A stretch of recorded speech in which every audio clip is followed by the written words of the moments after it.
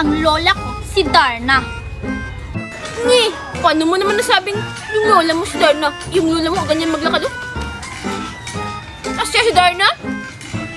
Oo, ganyan siya maglakad sa umaga. Pero sa gabi, lumilipad siya. Boom! Panis kayo sa lola ko.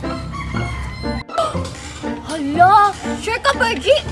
Baka hindi si Darna yung lola mo. Baka yung wakwak sa gabi.